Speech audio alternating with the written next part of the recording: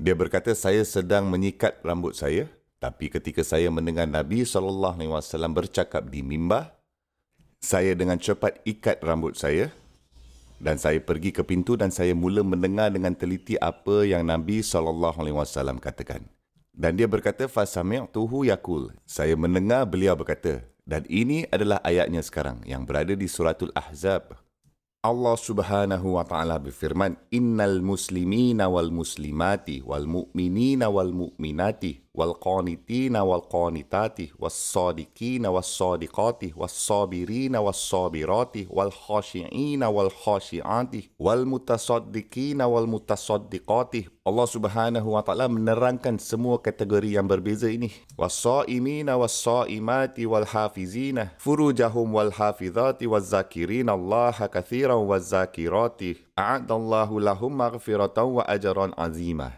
Allah Subhanahu wa taala berfirman, sesungguhnya lelaki muslim dan wanita muslim, lelaki yang beriman dan wanita yang beriman, lelaki yang taat dan wanita yang taat, lelaki yang benar dan wanita yang benar, lelaki yang sabar dan wanita yang sabar, lelaki yang rendah hati dan wanita yang rendah hati, lelaki yang beramal dan wanita yang beramal, lelaki yang berpuasa dan wanita yang berpuasa, lelaki yang menjaga bahagian sulit mereka dan wanita yang melakukannya ia juga. Dan lelaki yang sering mengingati Allah Subhanahu wa taala dan wanita yang melakukannya juga. Untuk mereka, Allah Subhanahu wa taala telah mempersiapkan pengampunan dan ganjaran yang besar. Subhanallah.